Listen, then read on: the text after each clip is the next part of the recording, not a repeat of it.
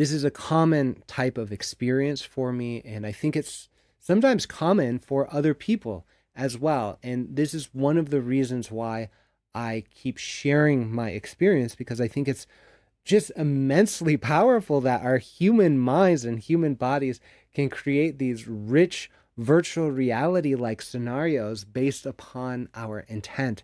And they really do teach us a lot. They've taught me a lot about lucid dreaming in ways that I would not learn from books, in ways that are spoken to me in my heart and soul through dreams. There's no way I can forget some of these experiences, because in the dream I was so annoyed. Some of the time, actually, in the teachings, and one of the reasons why I keep talking about alien abduction and its nightmarish aspects, the nightmarish aspects of alien abduction, is that the teachings I receive in dreams use the language of nightmare as well. They use the language of transcendent dreams and nightmares. And so the teaching oftentimes comes through the experience of absolute terror or fear or hope or despair, or any number of these kind of extreme emotions. And the teaching comes through those. I have to surrender to the fear in order to get the teaching that takes me up and out of that space, right? And so I talk about this level of teaching because it would be easy to confuse the dream world for reality, especially if you only have one or two or three of these experiences, especially if they're fearful, and you might not be able to recognize that they are normal, typical kind dreams that sometimes express through sleep paralysis, hypnagogia, or through other means. Have you ever had a dream so vivid that you couldn't tell if you were asleep or awake? Have you ever woken up caught in the mysterious boundary between dreaming and waking, paralyzed yet sensing the presence of another worldly entity? Or maybe you've been taken by a strange light in the sky, or just slipped out of reality itself like me, only to be guided back by beings beyond human understanding. For nearly a century, thousands of people have reported extraordinary encounters, UFOs, UAPs, non-human intelligences, and even extraterrestrials. Many of these experiences share one thing in common: a connection to dreams or dreamlike states. What can lucid dreaming reveal about these encounters? What insights might it hold for understanding the phenomena of UAPs and the mysteries they represent? Welcome to the D-SETI podcast, where we explore the intersection of lucid dreaming and the search for extraterrestrial intelligence. I'm your host, Daniel Rekshan, a lifelong experiencer and dedicated researcher of profound omens, strange dreams, and mystical encounters. Together, we'll dive into the unknown, seeking answers to some of the universe's greatest mysteries. I've dedicated my life to working with dreams because I have had potent dreams all of my life.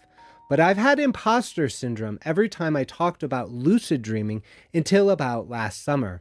I felt like an imposter because I was unable to do what other people, especially lucid dream teachers, seem to be able to do. They seem to be able to have all sorts of wild dreams, to become lucid every night, and even to dream walk, whatever that is. If you're anything like me, then you've probably compared your own dream practice with what you think other people are doing, or what the fancy dream teachers claim to be able to do. Guess what? I no longer believe other people have dream powers that I can't achieve. Further, I now tend to believe my skepticism when people claim to lucid dream every night on control and that they can teach you too. How did I get out of my dream imposter syndrome in comparing myself with others? I actually did the research to determine what other people were doing, and then compared myself to the actual statistics of lucid dreaming, which is the subject of this episode. Stay with me till the end, and you'll learn why what we think of as normal is actually weird. It is now time for our reading from my illustrated dream book, Liber Visionorum Xenomanticarium, which I abbreviate as LVX. This stands for the Book of Mystical Visions of Extraterrestrials, or something like that. Every day in this dream series, I intended to have a lucid dream, and I recorded the dream that came up the following morning. Then I would illustrate the dream and ink over it to produce these images. We're on about the 4th or 5th page here. Just know if you're listening on Spotify, I'll describe the illustration on the page. It is a watercolor illustration, and the ink is black ink that sort of outlines the figures and the text.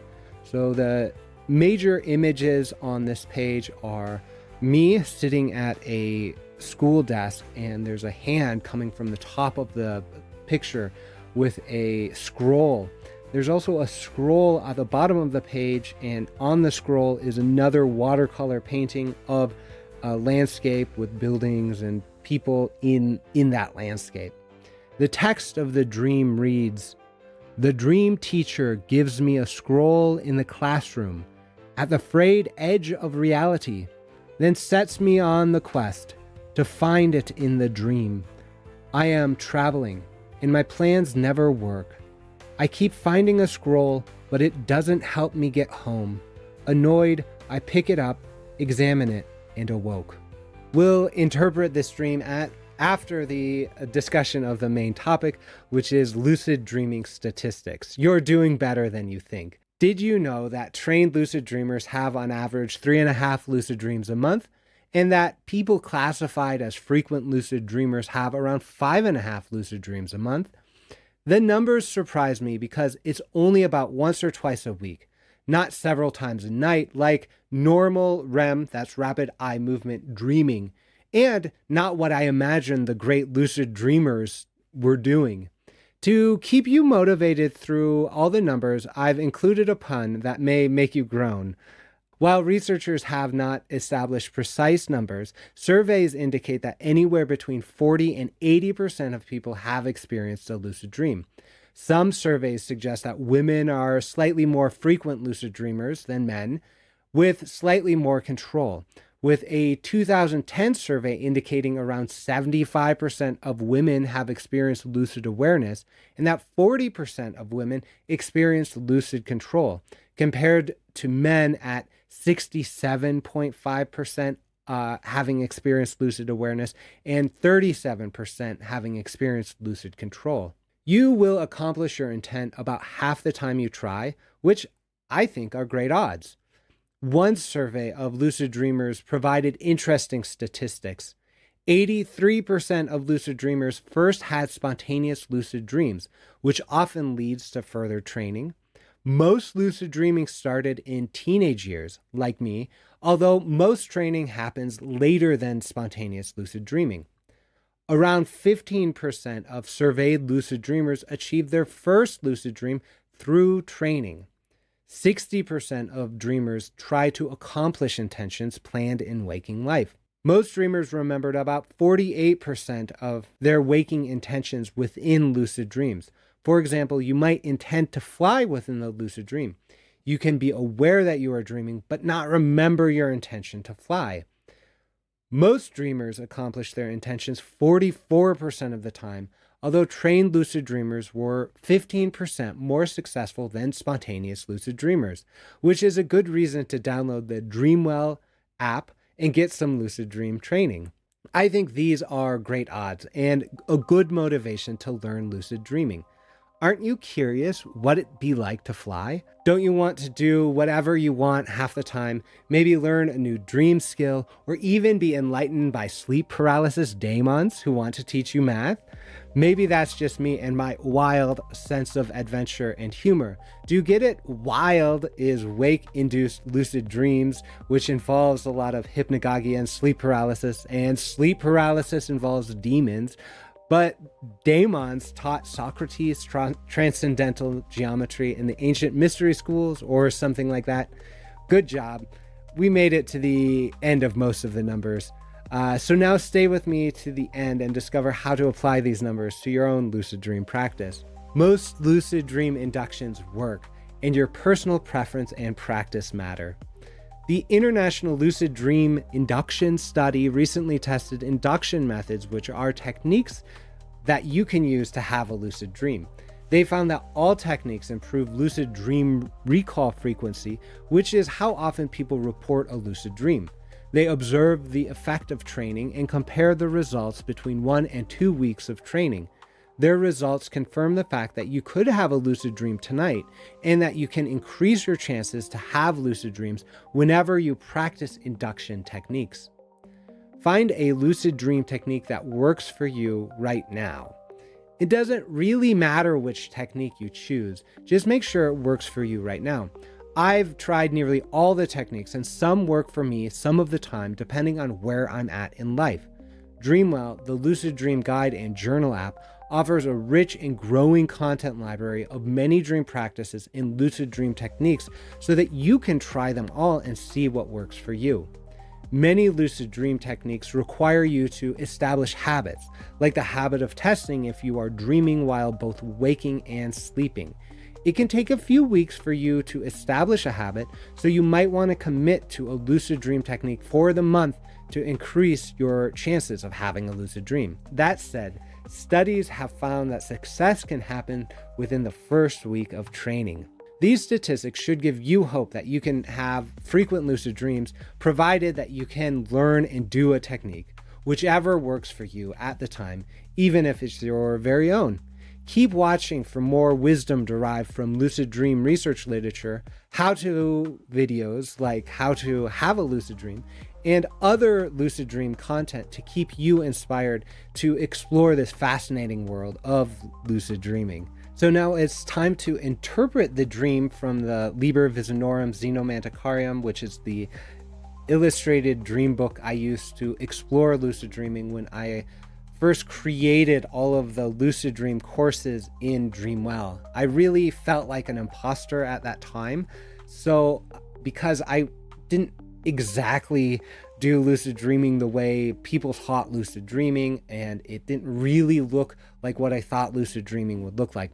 I looked at the statistics, but I also did my own work. I also went to bed every night with the intention to have a lucid dream, and I recorded whatever came up, and I made this art book, which has really guided my life. It was a very transformative book for me to write and illustrate, and is one of the reasons why I'm putting forward the D-SETI podcast and doing all the work I'm doing now with false memories, ethics, dream work, extraterrestrial contact, UAP disclosure, and things like that. So let's read the dream again. The dream teacher gives me a scroll in the classroom at the frayed edge of reality, then sets me on a quest to find it in the dream. I'm traveling and my plans never work. I keep finding a scroll, but it doesn't help. It doesn't help me get home. Annoyed, I pick it up, examine it, and awake. So in this dream, I am in the frayed edges of reality, which has been a theme throughout the dream series so far, where I'm in between this space of waking and normal reality and the sense of things falling apart or fraying away. And there's a sense of eternity there in those realms.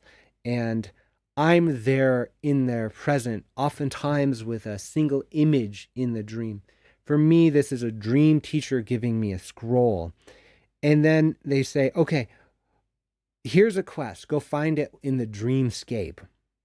So then I'm in this dreamscape. I had forgotten the previous scenario until waking up and kind of going, oh, what happened? What happened? Right? So in this dreamscape, I'm sort of exploring, I'm traveling, I keep finding a scroll, and the scroll itself I don't go, oh my God, this is what I'm looking for. I completely forgot that I was even looking for a scroll. And I had to encounter it through a sense of annoyance, right? Like it was a very real sense. I'm annoyed by the scroll I keep finding, even though it's the goal I had given to me. It was the goal given to me by a dream teacher. And I just forgot that. And I kept accomplishing the goal, actually. But when I picked up the scroll, I woke up. And that really is sort of encapsulates the teachings oftentimes from the dream teachers, where there's a movement of consciousness, a recognition of consciousness, a thing that happens, and then I move, my phase of consciousness moves. And so that's something that happens in the transition from dreaming to waking for me. And that's important for me to observe how that happens, right? So how you enter into these spaces, what's the beginning of these spaces, and how you leave these spaces is really interesting to me as someone who studies dreams. The sense of annoyance and the sense of being taught something um, by the dreams, right? The dream. This is a very common teaching dream for me, as a common scenario where the whole experience seems constructed by dream teachers, and they communicate with me their intent to teach me something. I go ahead and I engage in that scenario, and I accomplish it or I don't. And then I meet up with them and have a debrief experience, or I come back into waking after having accomplished the goal. This is a common type of experience for me, and I think it's sometimes common for other people as well. And this is one of the reasons why I keep sharing my experience, because I think it's just immensely powerful that our human minds and human bodies can create these rich virtual reality like scenarios based upon our intent.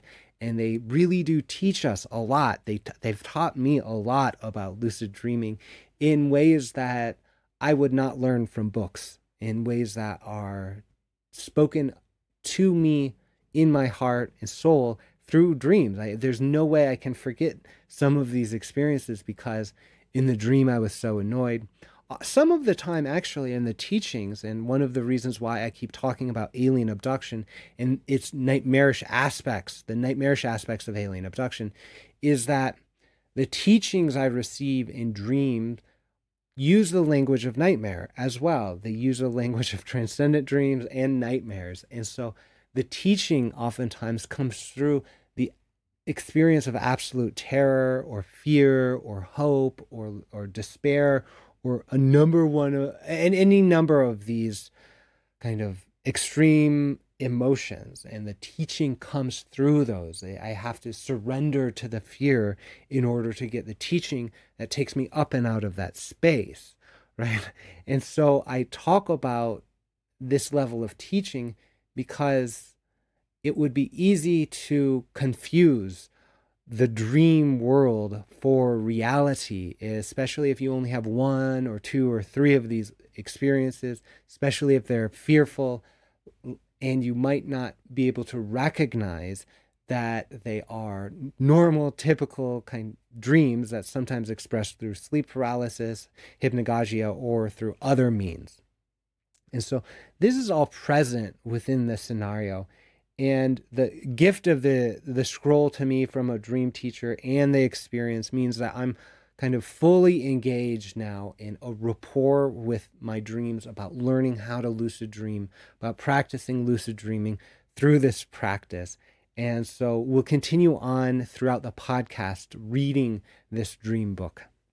It's now time for our reading from Dream Research. Now, this paper is not from dream research per se. It is coming from a behavioral scientist background, a kind of social science background. And the paper is titled "The Weirdest People in the World." The Weirdest People in the World. It's by Joseph Heinrich, Stephen Hein, and Ara Norenzayan. I'm sorry about the pronunciations. I'm going to read the abstract of this paper, "The Weirdest People in the World." This paper is great because it talks about why behavioral scientists need to look outside of Western culture for samples in order to make statements, generalized statements about humanity. So it observes, hey, psychology has really looked to Western people as a basis for understanding humanity in general, but really that's too far of a leap to make. So we need to include cross-cultural studies in order to make generalized claims about humanity. So this is the abstract. Behavioral scientists routinely publish broad claims about human psychology and behavior in world's top journals based on samples drawn entirely from Western, educated, industrialized, rich, and democratic societies, which is acronized as WEIRD.